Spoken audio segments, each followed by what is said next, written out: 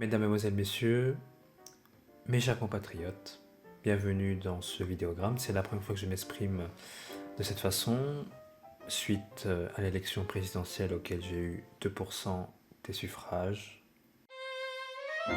En tant que président de la République autoproclamé, je pense que c'est un bon moyen pour moi de vous divertir nos enfants, nos aînés, nous toutes et tous en fait, sur une série de vidéos où je vais faire des vidéos simples, où il y aura des vidéos sur des jeux vidéo. Première fois qu'un président de la République autoproclamé fait une chose de cette manière. Pour débuter simplement, tranquillement, je voulais débuter cette série de vidéos par passer un test politique, c'est-à-dire voir si mes idées ont changé depuis l'élection présidentielle. Je sais qu'il y a plusieurs sujets que je n'ai pas mentionnés lors de ma présentation de mon programme et je pense que c'est l'occasion de le faire aujourd'hui même.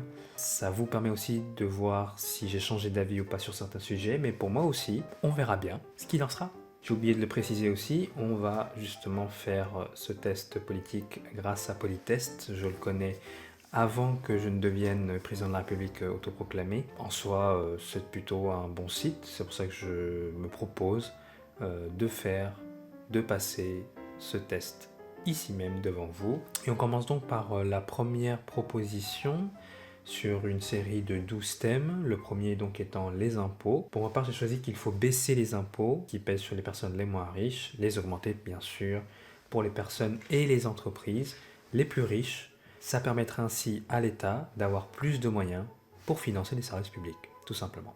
Nous avons comme second thème ici la mondialisation, sur laquelle je dois me prononcer devant vous.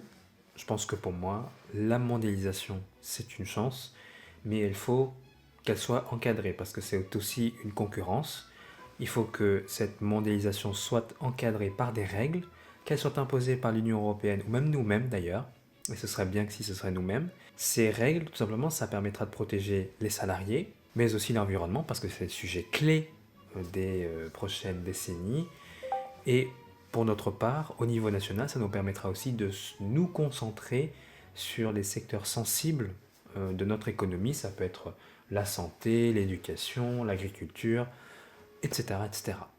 Nous avons comme troisième thème ici la pauvreté et l'exclusion. Pour ma part, je pense que l'État doit faire en sorte que chacun reçoive de quoi vivre décemment. Ça peut être pour les fins de mois, ça peut être pour les débuts de mois aussi. Pour ma part, je pense que c'est une bonne idée, que l'État aide les plus démunis, on est d'accord, les plus démunis, et faire en sorte que ces plus démunis-là puissent avoir un petit quelque chose, que ce soit en fin de mois ou en début de mois, le temps d'avoir par exemple leur paye ou le temps d'avoir des allocations. Après, on ne va pas rentrer dans les détails évidemment, parce que sinon c'est vraiment des questions subjectives. Voilà, il faut répondre du tac au tac. Pour ma part, je pense que voilà, il faut que tout le monde soit aidé. Les plus démunis, je pense que eux, c'est vraiment ceux qui font vivre l'économie, vraiment tout ce secteur-là, tous les secteurs précaires en fait, qui font vivre l'économie. Je pense que c'est eux qui en ont le plus besoin, plutôt que les chefs d'entreprise ou même les chefs des petites et moyennes entreprises. Donc je pense que voilà, l'État doit faire en sorte que chacun reçoive de quoi vivre décemment, avec certaines conditions bien évidemment. On a comme quatrième thème ici les services publics et la place de l'État dans ces services publics. Pour ma part, je pense qu'il faut que les services publics ont une mission sociale. Il faut laisser personne à l'écart. Et ces services publics, en fait, on ne peut pas laisser des entreprises privées assumer ces responsabilités. C'est pas possible. Ce serait très incohérent. Ça deviendrait des services privés au lieu des services publics. Donner plus de moyens aux collectivités locales, que ce soit villes, départements, régions, etc. Mais il faut que l'État aussi, de notre côté, on puisse accélérer ce processus d'avoir un service public plus efficace et faire en sorte d'avoir un meilleur accès à ces services publics, tout simplement. Nous avons ici comme cinquième thème les entreprises dans cette série de propositions. J'ai déjà choisi qu'effectivement les profits des entreprises aillent en priorité aux salariés, faire en sorte que aussi les licenciements collectifs aux entreprises qui font des bénéfices soient interdits, parce que sinon ces entreprises pourraient être réquisitionnées par l'État au profit de leurs salariés. Moi, je suis contre le licenciement abusif, je suis contre les patrons qui se gavent. Bien sûr, comme je l'ai dit encore une fois, il y a des situations particulières concernant par exemple les petites et moyennes entreprises. Moi, je pense au 50-50, voilà, si c'est possible. Et en tout cas, voilà, pour les grandes entreprises, moi je parle, voilà, d'avoir au moins un petit profit qui puisse aller aux salariés tous les mois.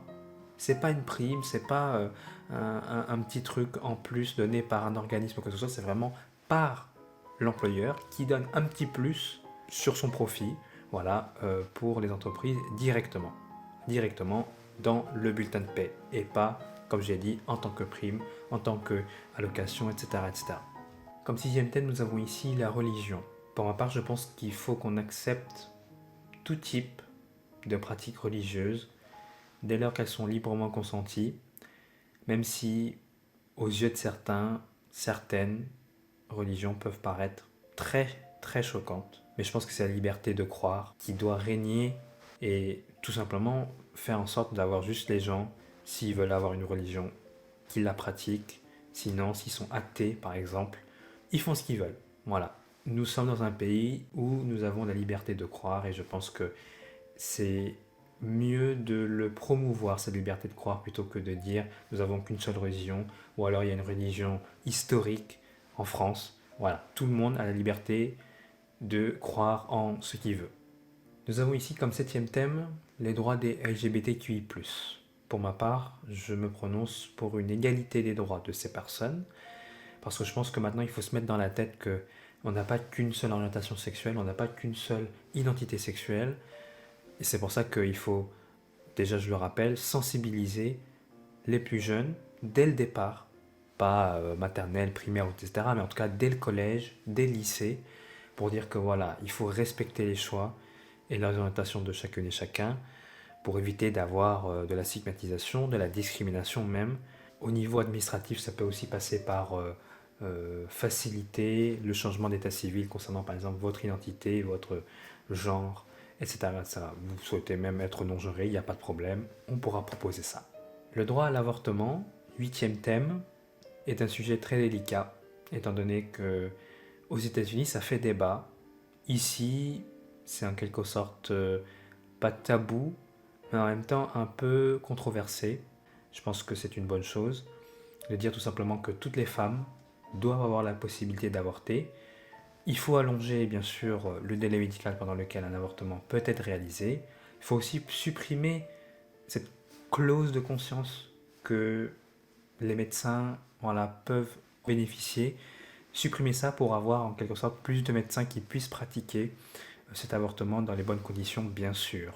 Nous avons ici le neuvième thème, les drogues, sur lequel je me prononce pour une légalisation du cannabis, plutôt pour une dépénalisation du cannabis, ce que j'ai proposé lors des élections présidentielles. C'est-à-dire que voilà, je préfère qu'on puisse dépénaliser le cannabis pour les personnes qui ont un antécédent médical vierge, c'est-à-dire qui n'ont eu aucun problème, que ce soit psychiatrique, que ce soit psychologique, etc. etc. Voilà, vraiment totalement clean, vierge. Je préfère dépénaliser le cannabis et avoir un contrôle très très très régulé. Nous avons ici comme dixième thème la lutte contre la délinquance. Pour ma part, je pense que la délinquance, c'est d'abord le fruit de contextes difficiles. Ça peut être le ghetto, le chômage, les problèmes familiaux, la difficulté d'intégration, etc., etc. Et je pense que au lieu d'aller dire que tout le monde est responsable de ses actes, que tout le monde doit être en garde à vue, que tout le monde doit être en prison, etc., allez hop, direction la police, etc., je pense qu'il faut être sérieux déjà, dire que voilà, il faut résoudre déjà ces problèmes de chômage, de ghetto, de problèmes familiaux, etc., pour ensuite avoir des méthodes pour lutter contre la délinquance.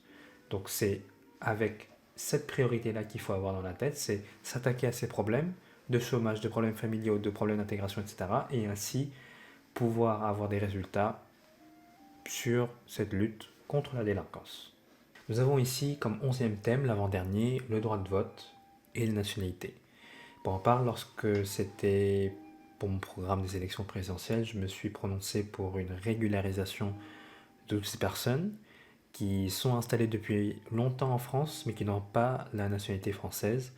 Pour ma part, je pense qu'il faut leur donner cette nationalité française. En tout cas, sinon, faciliter l'acquisition de cette nationalité.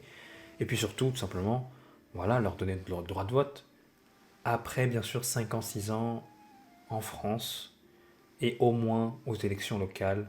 Ça permet ainsi pour eux de voter pour eux-mêmes des décisions que nous, on prend pour eux. Ça permet ainsi d'avoir une plus grande représentativité de la France. Nous terminons donc par le 12e thème qui concerne l'immigration, qui continue un peu en quelque sorte le 11e, même si les personnes sont régularisées au bout de 5-6 ans en tant que Français ou même en tant que leur propre nationalité en France et qu'ils ont le droit de vote après 5-6 ans installés en France, je pense que quand même il faut qu'ils puissent s'intégrer dans notre société, dans notre culture. Je pense que ça fait la France, cette multitude de cultures, et je pense que c'est une fausse idée, une fausse proposition de dire que il ne faut qu'une culture française, il faut que... Voilà, c'est toujours un peu les personnes ultra conservateurs et qui pensent que le pays serait mieux si il serait comme aux États-Unis avec Trump et tout le bordel. Pour ma part, je pense que l'intégration fonctionne quand les immigrés sentent qu'ils ont non seulement des droits mais aussi des devoirs. Pour ma part, je pense que voilà, il faut qu'on puisse les accueillir du mieux qu'on peut, faire en sorte de ne pas les stigmatiser. Ça, c'est au niveau national. Si tout se passe bien, tant mieux. Il y a aussi une immigration clandestine qu'il faut lutter contre, bien évidemment. Il faut toujours aller surveiller et bien surveiller. Je pense que c'est mieux d'aller bien surveiller les frontières, etc., etc., pour lutter contre cette immigration clandestine. Voilà, ça peut passer par plus de moyens au niveau des frontières. On a deux dernières questions qui concernent un petit peu plus le test, je suppose, qui commence par la première.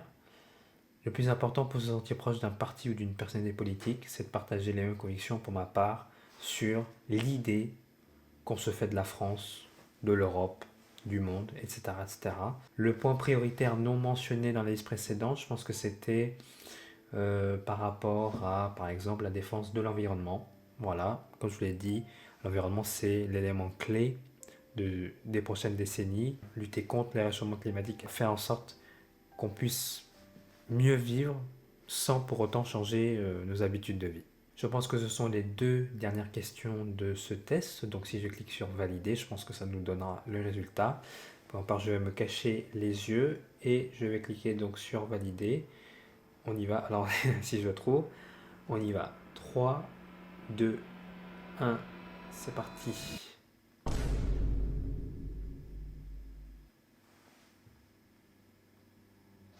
Qu'est-ce que c'est que ça?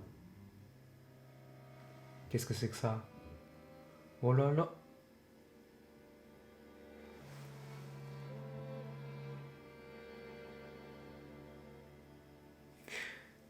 Alors,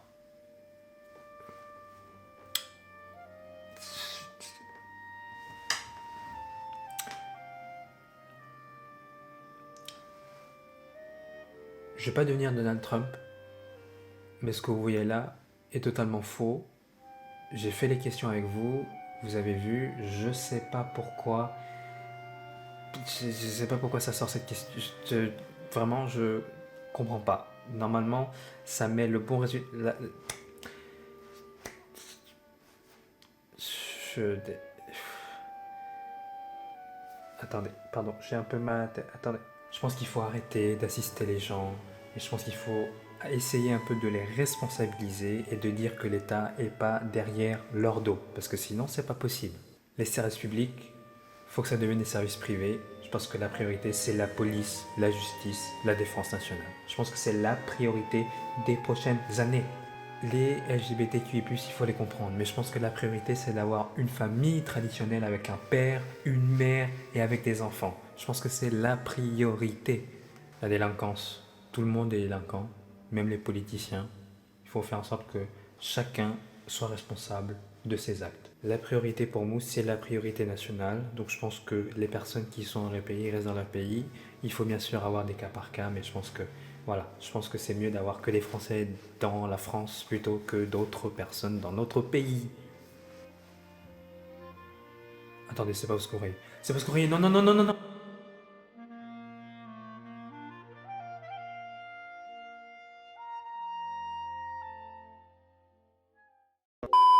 Mesdames, Mesdemoiselles, Messieurs, merci beaucoup d'avoir regardé cette vidéo, merci beaucoup de m'avoir écouté. Je pense que vous ferez le lien entre humour et vérité et j'espère que je pourrai faire plus de vidéos comme ça, de cette façon, dans les prochains jours, dans les prochaines semaines ou même dans les prochains mois, étant donné que ces vidéos-là peuvent prendre du temps. J'ai des idées, mais elles viennent très tard, donc vous les aurez quand vous les aurez, comme celle-ci par exemple. Je vous remercie encore et je vous dis à bientôt pour un autre épisode du Président